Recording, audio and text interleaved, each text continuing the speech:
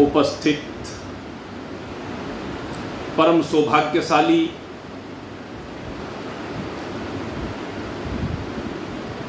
भगवत प्रेमी स्वरूप बोध पथ पर अग्रसर एकाग्र चित्त के साथ अंतरंग साधनों को जीवन में उतारते जिज्ञासु। इस पवित्र विचार सागर ग्रंथ में ये जो प्रथम तरंग है, इस प्रथम तरंग में मुख्यतः अपने स्वरूप बोध के लिए जो आवश्यक साधन हैं उनकी चर्चा की गई और उन साधनों में सबसे पहले पात्रता का निर्धारण करते हुए साधनों का वर्णन किया गया है। और वे जो साधन हैं पात्रता से पूर्व के, उनमें भी बहिरंग और अंतरंग साधन है। जिन्होंने वो बहिरंग साधन नहीं किए वो इन अंतरंग साधनों में प्रवेश नहीं कर सकता। जिसने बहिरंग साधनों को अपने जीवन का अंग बनाया वही फिर अंतरंग साधनों की ओर अग्रसर हुआ। जो उन बहिरंग साधनों से संयुक्त हुआ उनको कृतोपासक कहा गया। दो प्रकार के उपासक हैं, एक कृतोपासक है, एक अकृतोपासक है। विचार सागर ग्रंथ को एक तो वो व्यक्ति पढ़ रहे हैं जिन्होंने परोपकार भरपूर किया है, जिन्होंने जमकर के तप किया है, उपासना की है, ध्यान लगाया है, ऐसे साधक कृतोपासक कहलाते। और अकृतोपासक वो हैं जिन्होंने न परोपकार किया है और ना ही उपासना की है और वे सीधे सीधे विचार सागर ग्रंथ का अध्ययन करना चाह रहे हैं। तो जो कृतोपासक हैं उनके जीवन में विचार सागर ग्रंथ में जो साधन बताए गए हैं वो उतर जाते हैं, वो फलीभूत हो जाते हैं उनके जीवन में उस उपासना के कारण जो पहले कर चुके हैं। और जो अकृतोपासक हैं उनके जीवन में ये साधन उतर नहीं पाते। कौन से साधन? सबसे पहले विचार सागर में जिन 4 साधनों की चर्चा की गई, नित्य और अनित्य का विवेक। ये जो कृतोपासक है उसे नित्य और अनित्य का विवेक आसानी के साथ होता है। उसके जीवन में इहलौकिक और पारलौकिक वैराग्य शीघ्रता से आ जाता है और सठ संपत्ति भी उसके जीवन में प्रवेश कर जाती है और वही फिर प्रबल मुमुक्षुता से भी संयुक्त होता है। ये चारों जो अधिकारित्व के लक्षण हैं, यहां चारों साधनों से संयुक्त कृतोपासक इस विचार सागर ग्रंथ का श्रवण करने का अधिकारी है। जो अकृतोपासक है वो सही मायने में विचार सागर ग्रंथ का श्रवण करने का अधिकारी भी नहीं बन पाता। हाँ, एक बात जरूर हो सकती है कि कुछ ऐसे साधक हो सकते हैं जिन्होंने पूर्व जन्मों में साधनाएं की हुई है। उन साधनाओं के परिणाम स्वरूप वो सीधे सीधे विचार सागर ग्रंथ की पात्रता को, इसके श्रवण की पात्रता को प्राप्त कर लेता है, तो वो भी कृतोपासक है। अब बात आती है विचार सागर ग्रंथ। तो कहते हैं कोई भी ग्रंथ हो वेदांत का, चाहे विचार सागर हो, पंचदशी हो, अष्टावक्र गीता हो, अवधूत गीता हो, वीर विजय हो, मांडुक्य उपनिषद हो, ये सब वेदांत ग्रंथ है। या योग वशिष्ठ है, जैसे अन्य अन्य बहुत ग्रंथ हैं। किसी का भी आप श्रवण करें, एक ही बात है, एक ही नियम है। तो कहते हैं जो इन साधनों से संयुक्त होकर के अब किसी सदगुरु की शरण में जाता है और सदगुरु की शरण में जाकर के अपने भाव को व्यक्त करता है कि मैं इस ग्रंथ का स्वाध्याय करना चाहता हूं, वो अधिकारी शिष्य जब अपनी सेवा के द्वारा गुरु को प्रसन्न कर लेता है। गुरु की सेवा अनिवार्य है। जिसने गुरु की सेवा नहीं की है उसकी श्रद्धा ही नहीं बन सकती, उसका प्रेम ही नहीं बन सकता, उसका समर्पण ही नहीं बन सकता। और जब तक गुरु के चरणों में प्रेम नहीं बनेगा, गुरु के चरणों में संपूर्ण समर्पण नहीं होगा,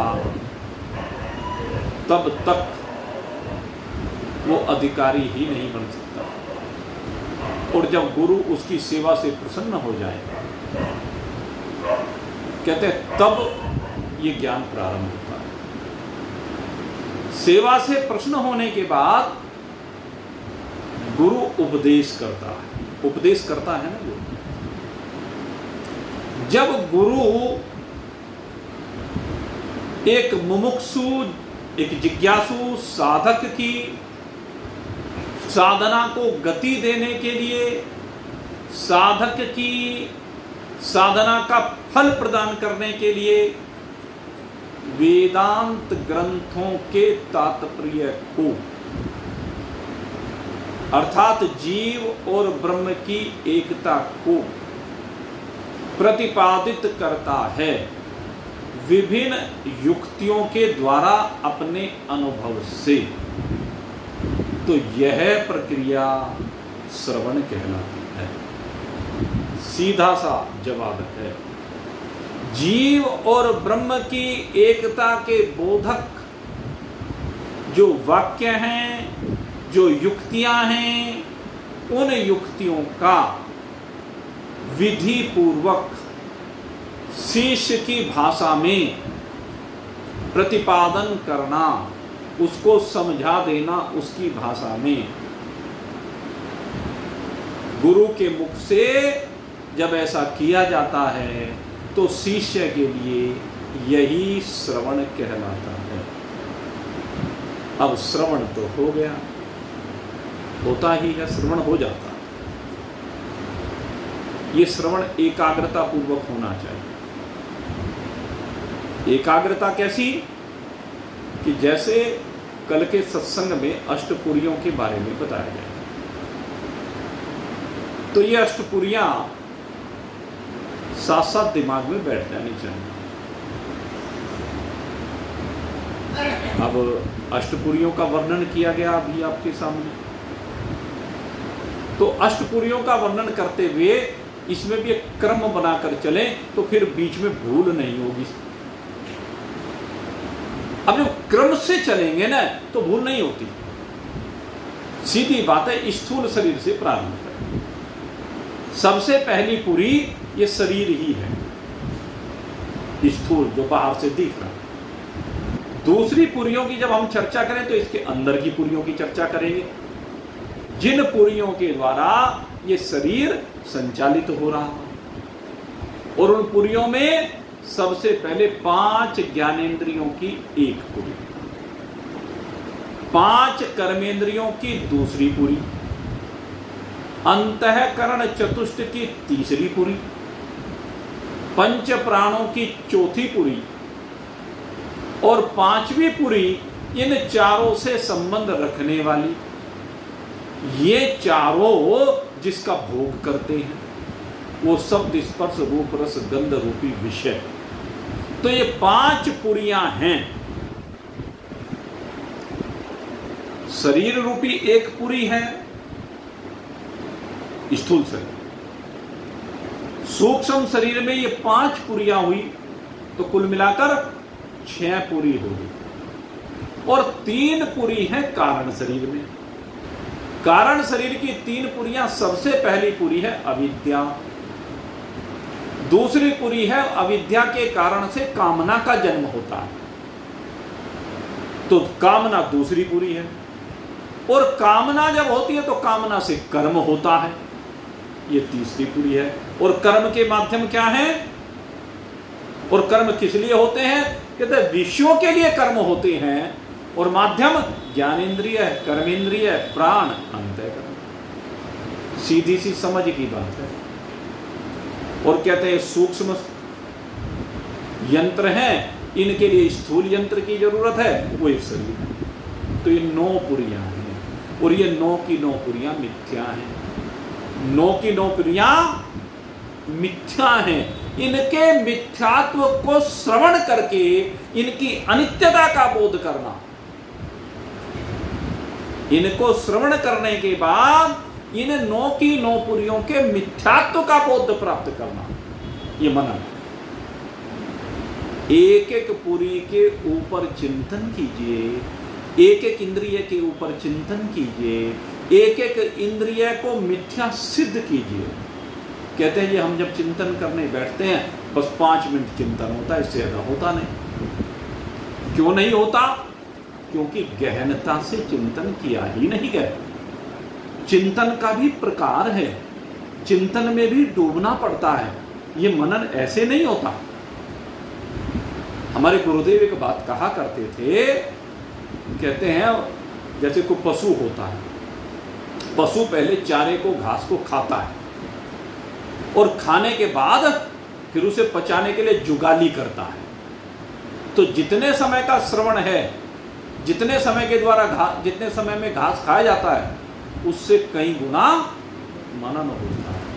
और ये मनन चलते हुए, बैठे हुए, खाते हुए, लेटे हुए, हर स्थिति में होना चाहिए। भोजन आपके सामने आए, मैं तरीके बता रहा हूं, युक्तियां हैं।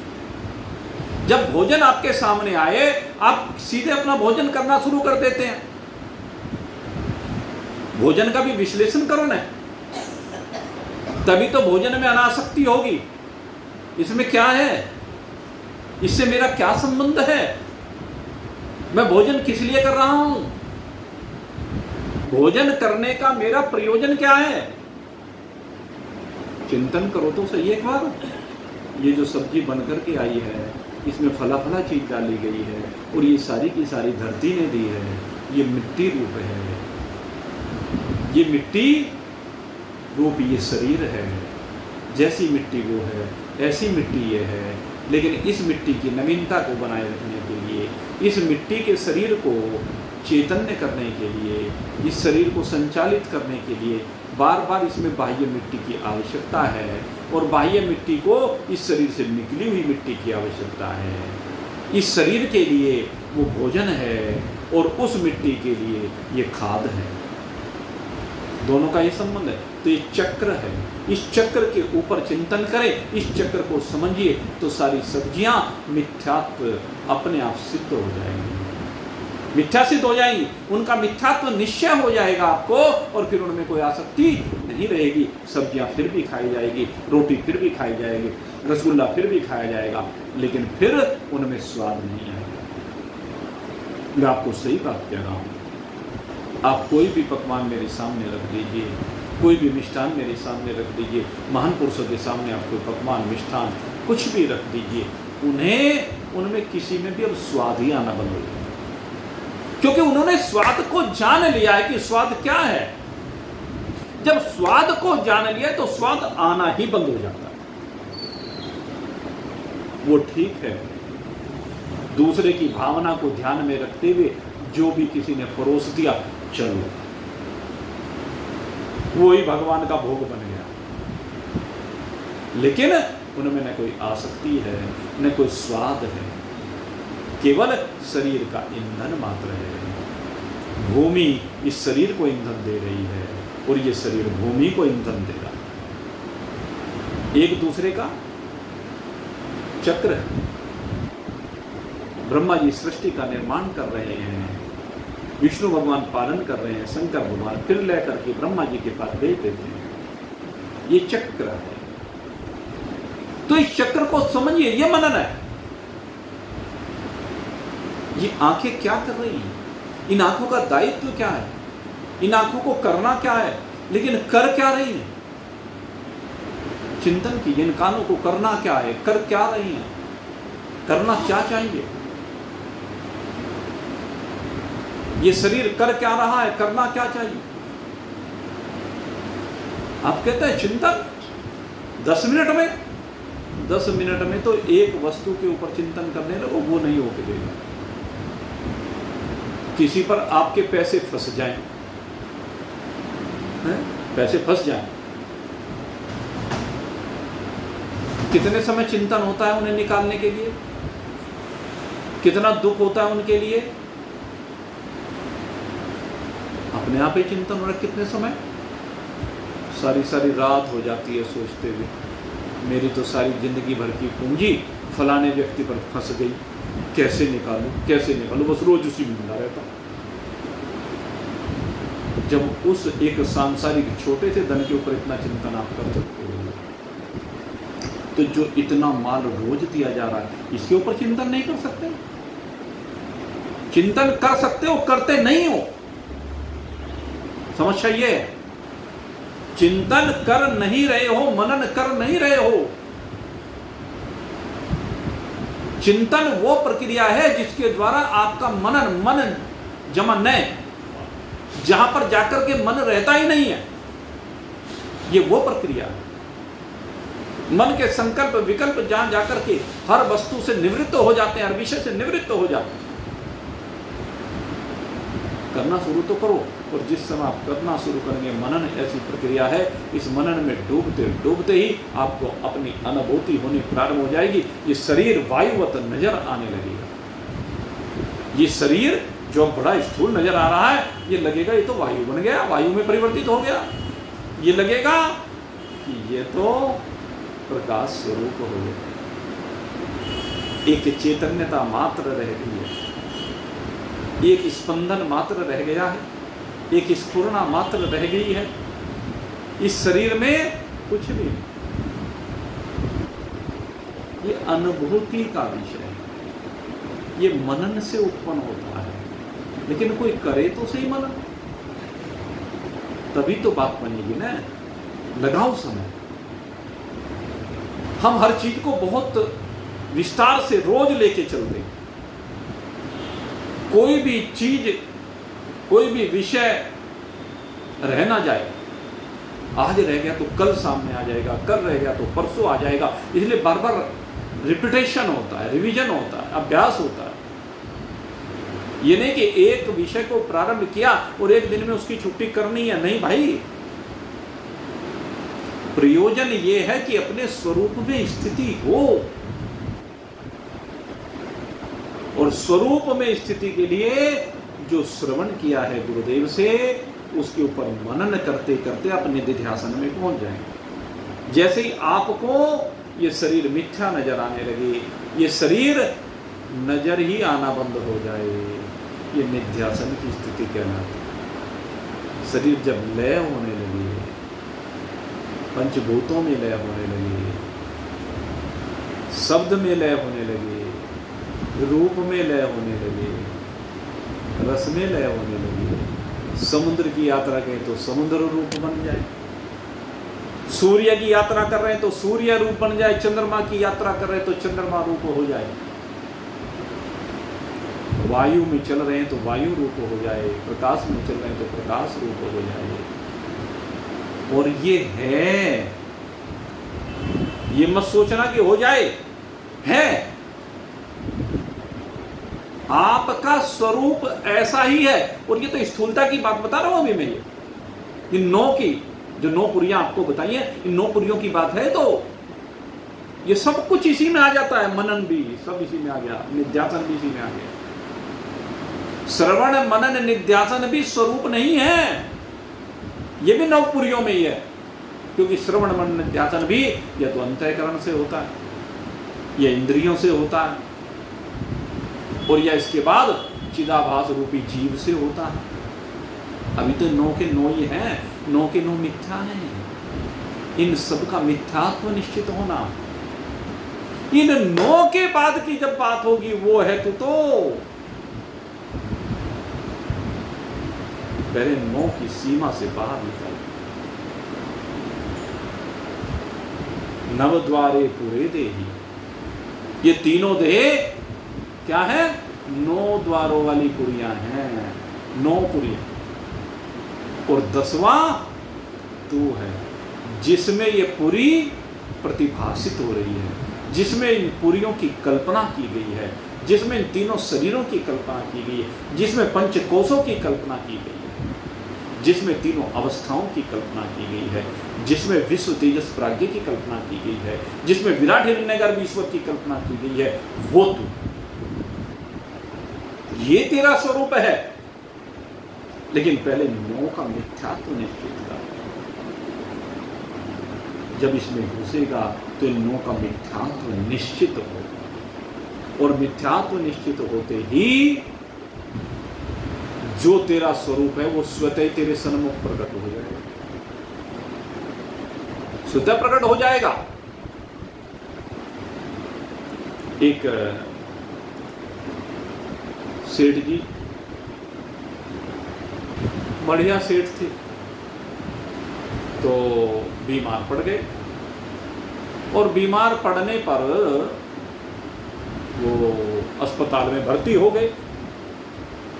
अस्पताल में भर्ती हुए तो लाखों रुपए रोज का बिल बनना शुरू हो गया, मीटर चढ़ना शुरू हो जाता है वहां तो भाई रोज, और वो स्वाभाविक है, ये कोई प्रतिक्रिया नहीं है, स्वाभाविक है। आप लोग जिस हॉस्पिटल में जा रहे हैं या तो सरकारी हॉस्पिटल में जाएं, जहां पर लगभग निःशुल्क इलाज मिलता है, लगभग, या पैसा भी लगता है तो बहुत कम लगता है। लेकिन जब हम प्राइवेट हॉस्पिटल में इलाज कराने के लिए जाते हैं, अब वहां कोई गवर्नमेंट की एड तो आती नहीं कि गवर्नमेंट इलाज करेगी। वहां पर गवर्नमेंट नियम कानूनों में तो उनको बांधती है, लेकिन उनको कोई सहायता नहीं देती। अब वहां जाएंगे तो वहां तो खर्च होगा। अब हमें जाकर के बकवास तो सब कर देते हैं, अजी हमारा सबसे बड़ा हॉस्पिटल है गुरुग्राम में मेदांता, हम तो वहां दिखाएंगे। भाई वहां दिखाओगे तो, लेकिन वहां की जो चमक धमक है, वहां के जो डॉक्टर्स हैं, फ्री में नहीं आ रहे। आपको पता है वहां जो एक एक एक्सपर्ट डॉक्टर है उसकी तनख्वाह सोच सकते हो आप कितनी हो सकती है? 10-10, 20-20 लाख रुपए महीना सामान्य सी बात है वहां के डॉक्टर्स की तनख्वाह। और एक डॉक्टर दिन में 5-7-10 मरीज देखता है, ज्यादा नहीं देखता वो, और महीने में 20 दिन देखता है, इससे ज्यादा नहीं देखता। छुट्टियां इतनी एवरेज आ जाती हैं। वहां की जो व्यवस्थाएं हैं, वहां के जो खर्च हैं, बहुत मोटे खर्च होते हैं, और उसी के अनुसार फिर वो भी अपने खर्च, उनको 2 काम करने हैं, पहले अपना खर्च निकालना है और दूसरे आमदनी भी करनी है। जब हम इतने बड़े हॉस्पिटल में जाएंगे तो वहां भाई खर्च तो होगा।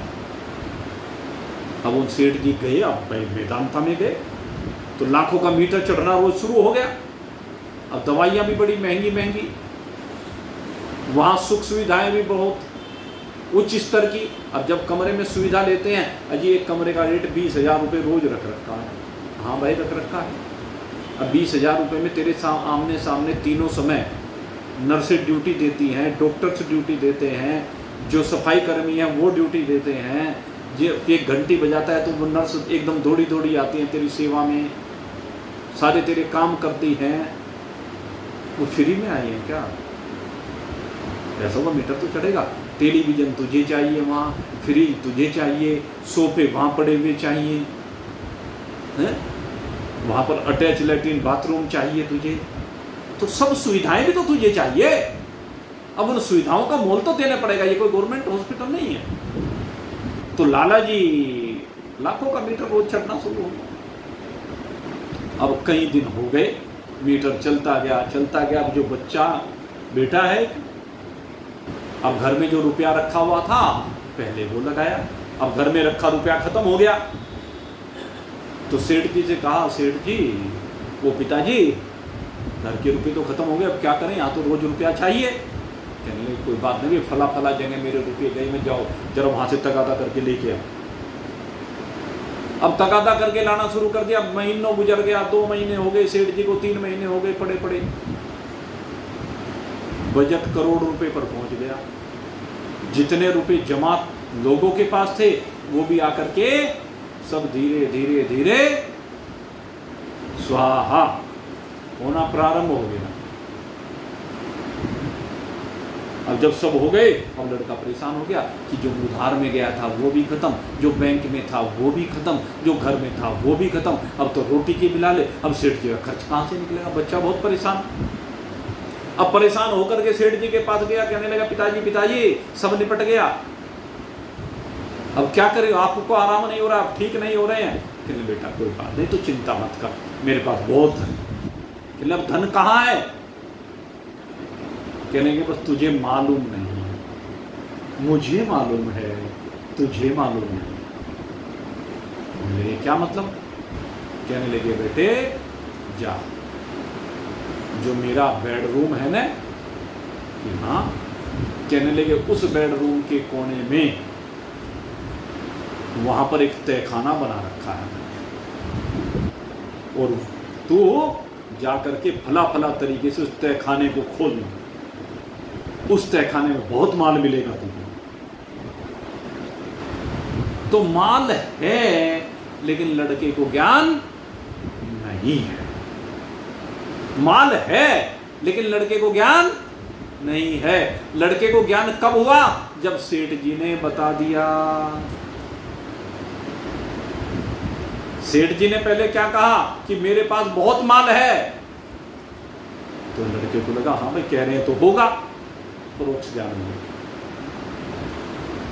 कहने लगे फला जगह पर माल है, अभी देखा नहीं। कहने अच्छा वहां है, तो परोक्ष ज्ञान हो गया। अब आया घर पर, और घर पर आकर जैसे सेठ जी ने बताया, वहां खजाने से माल निकाल लिया। देखा बहुत भंडार बड़े पड़े हैं। कहने अब कोई घबराने की बात नहीं, पिताजी को ऊपर चाहे तो कुछ ही खर्च हो जाए, पिताजी ने इतना माल तोड़ रखा है, अब तो माल मिल गया। उसी प्रकार से मेरे मित्रों, माल आप सबके पल्ले है,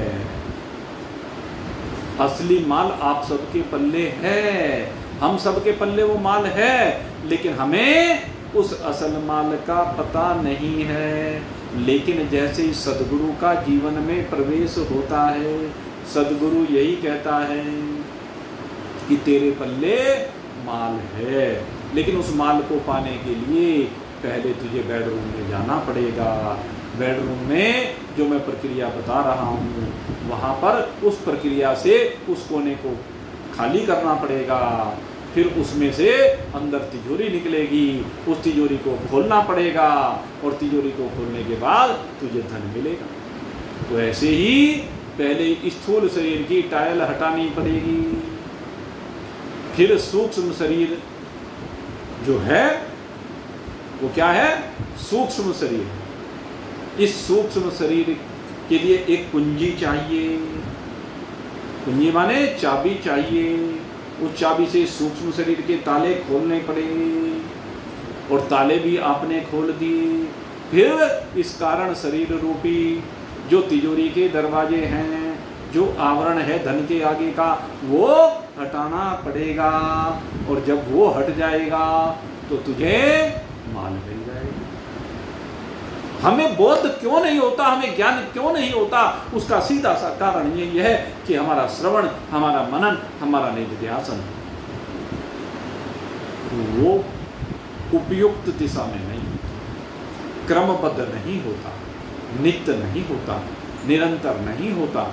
इसी कारण से ये आवरण हटके नहीं देते हैं।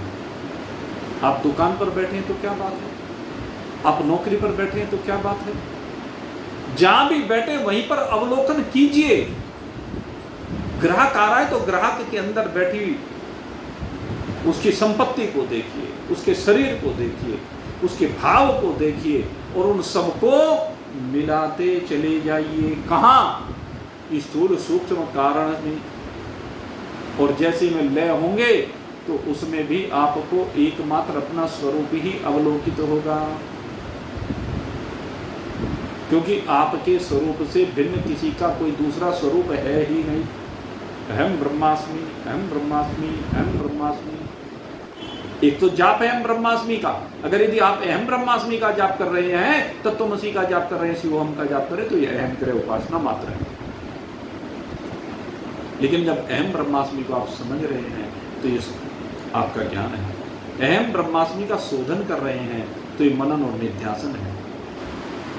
और इसका शोधन करते करते जब आपको ज्ञान होने लगे कि ब्रह्म है, तो ये परोक्ष ज्ञान है। और जब ये बोध हो जाए मैं ब्रह्म हूँ, तो यही अपरोक्ष ज्ञान है। तो इन सब विषयों के ऊपर श्रवण कीजिए, मनन कीजिए और फिर निधिध्यासन कीजिए। अर्थात जो आपने मनन करने के बाद निश्चय किया है, अब उसको घटाइए अपने। कहते हैं मिथ्या है तो इस शरीर को मिथ्या अनुभूत कीजिए, कहने मात्र से नहीं। हाँ भाई, शरीर तो मिथ्या है, इसकी मिथ्या की अनुभूति करो अपने। और अनुभूति के लिए मैंने आपको बता दिया, पंचभूत रूप से इसकी उपस्थिति को अनुभूत करते हुए इसे मिथ्या सिद्ध करो। बारंबार मनन करते करते जितना ज्यादा मनन करोगे, जितना ज्यादा इसके अंदर घुसते चले जाओगे, उतना ही ये शरीर भाव निवृत्त होता है। आप सैया पर लोटे हुए हैं और सैया पर लोटे लोटे शरीर का भान समाप्त हो जाएगा। शरीर है ही नहीं, ऐसा आपको प्रतीत होने लगे, अनुभूत होने लगे, तभी आपको स्वरूप बोध होगा। होते हुए भी ना होना, यही है। तो इन प्रक्रियाओं के तहत आप अपने आप को आगे बढ़ाइए। जब आप आगे बढ़ाएंगे तभी इस विचार सागर ग्रंथ की अध्ययन की सार्थकता सिद्ध होगी। और ये क्रमबद्ध इसलिए कह रहा हूं क्योंकि बीच में छूटा हुआ स्टेप आगे बढ़ने नहीं देता। इसलिए भी हर चीज क्रम से होनी चाहिए, तभी आपके प्रमाणगत संशय, प्रमेयगत संशय और असंभावना और विपरीत भावना रूपी विपर्य मति, उल्टी मति, उल्टी समझ, ये दूर होती है। तो इस प्रकार से अपने आप को अव्यवहित रूप से, व्यवहित नहीं, सीमाबद्ध नहीं, व्यवहित और अव्यवहित। व्यवहित का मतलब सीमा में बंधा, देश की सीमा, काल की सीमा, परिस्थितियों की सीमा, शरीर की सीमा, ज्ञानेंद्रिय कर्मेंद्रियों की सीमा, देवताओं की सीमा और यहाँ तक कि ईश्वर की भी सीमा। समस्त सीमाओं से विलग्न करके असीमता में विराजमान हो गए। जैसे ईश्वर सीमाओं से बाहर निकल करके असीमता में विराजमान है, और उस असीमता का ईश्वर अपने भक्तों को ज्ञान देते हैं। तो आप भी उसी असीमता में विराजमान होने का प्रयास कीजिए। ये ग्रंथ ऐसा ही ग्रंथ है, इस ग्रंथ में यही सब कुछ होना है। ये ग्रंथ आपके सामने अनुबंध चतुष्ट का वर्णन चल रहा। अभी तक हम अधिकारी के विषय में चर्चा करते रहे हैं, अब इसके दूसरे विषय पर आते हैं, अनुबंध। दूसरा जो अनुबंध है वो है संबंध। कहते हैं किसके साथ संबंध? तो चार तरह से यहां संबंधों को निरूपित किया गया। चार प्रकार के संबंधों की बात की गई है। प्रतिपादक प्रतिपाद्यता, प्रतिपादक प्रतिपाद्यता, ग्रंथ ब्रह्म संबंध, प्राप्य प्रापकता कहत, फल अधिकृत को फन। तो सबसे पहली बात यहां पर कही संबंध जो है ग्रंथ के साथ। किसका? ग्रंथ के विषय का। एक तो हमारा एक ग्रंथ हो गया विचार सागर, दूसरे इस ग्रंथ का विषय क्या है? ये किस चीज का प्रतिपादन करता है? ये ग्रंथ काहे का प्रतिपादन कर रहा है?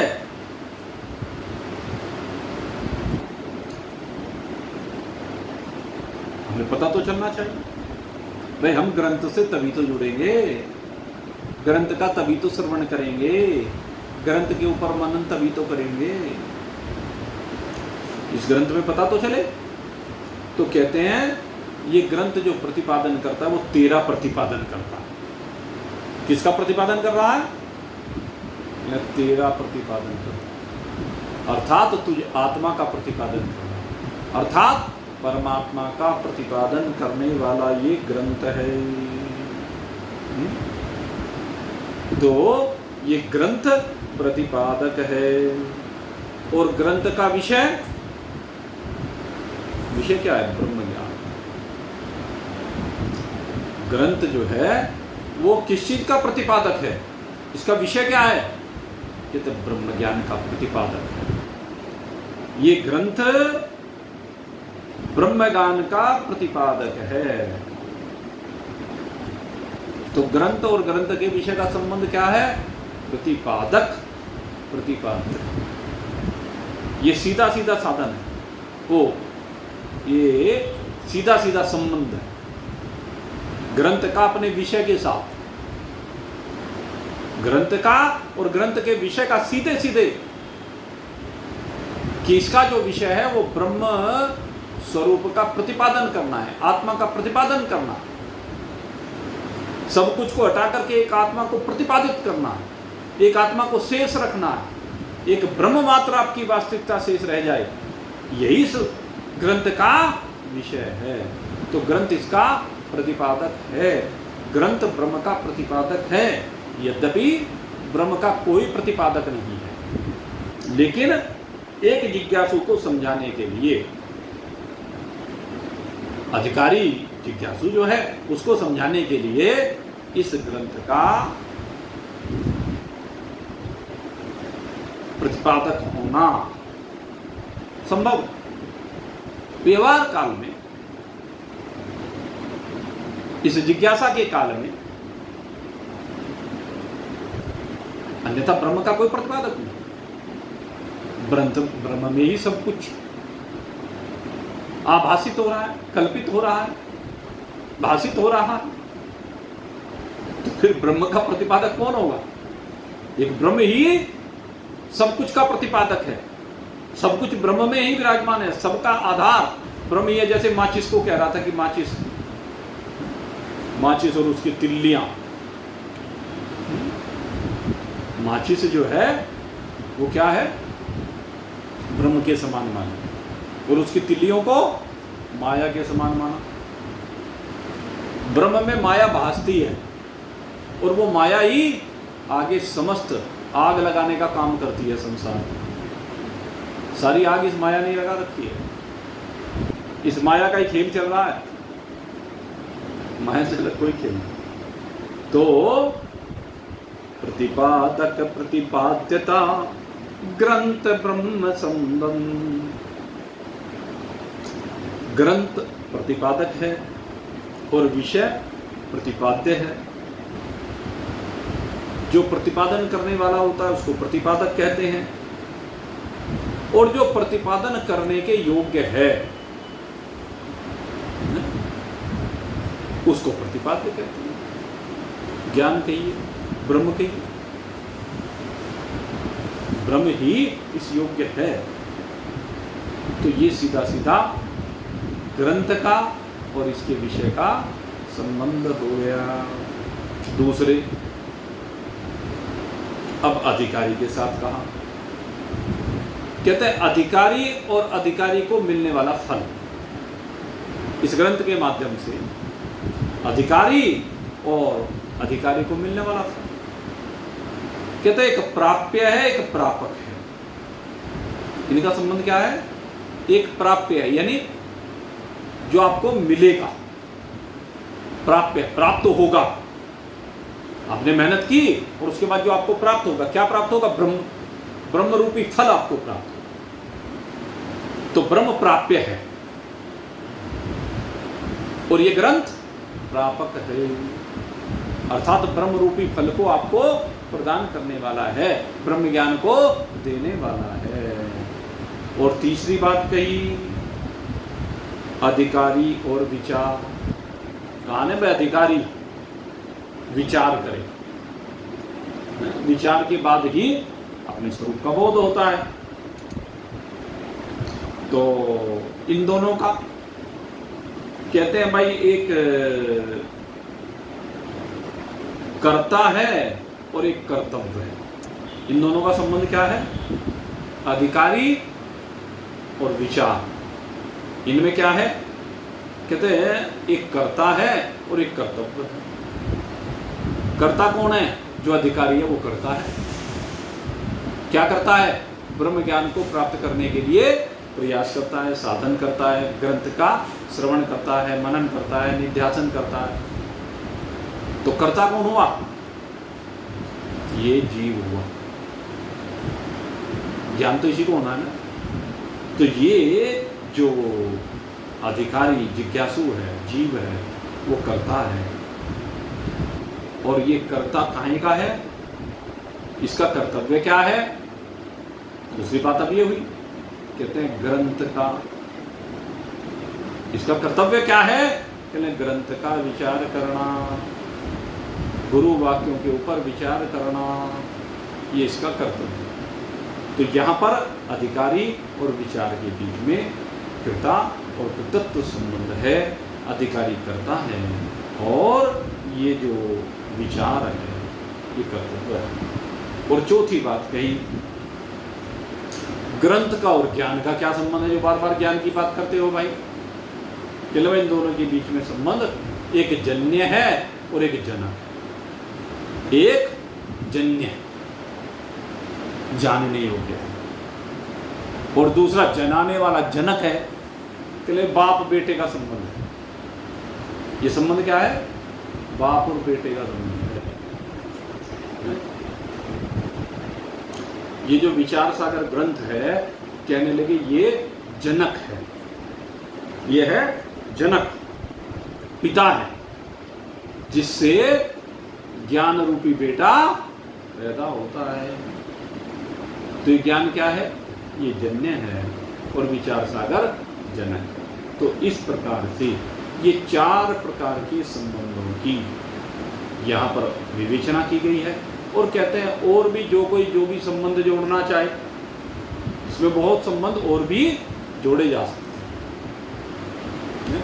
गुरु और शिष्य का संबंध जोड़ लीजिए इसमें, क्योंकि गुरु इस ग्रंथ को पढ़ाने वाला है, समझाने वाला है, और शिष्य वो पढ़ने वाला है। तो दोनों के बीच में, इनके बीच जन्य और जनक का संबंध है। एक दूसरा संबंध भी एक प्रदाता रूप से, गुरु प्रदाता रूप से ज्ञान को प्रदान करने वाला है, और वो जो शिष्य है वो प्राप्त करना, वो उस ज्ञान को प्राप्त कर रहा है, वो प्राप्त कर रहा है। तो इस प्रकार से अनेक संबंध हम इसके ग्रंथ के माध्यम से बना सकते हैं। इसके बाद दो और अनुबंध हैं। एक इस ग्रंथ का विषय है और एक ग्रंथ का प्रयोजन है।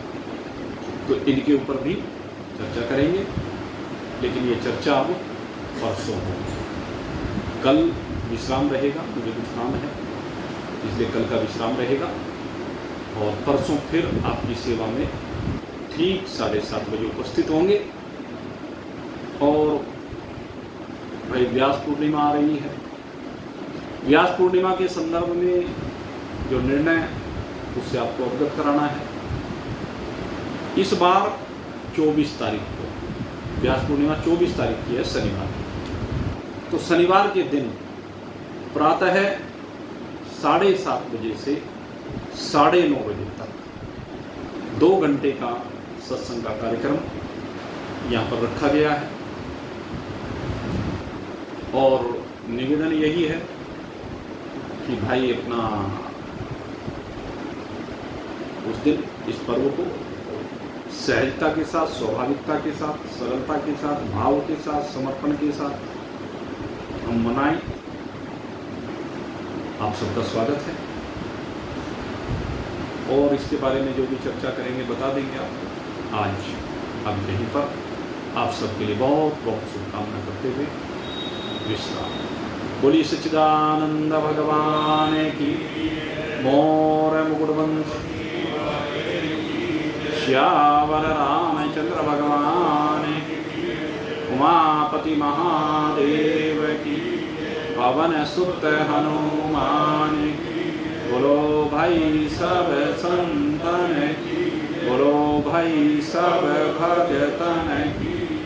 जय जय जय जय जय जय। बोल सचिया योता वाली माता तेरी सदा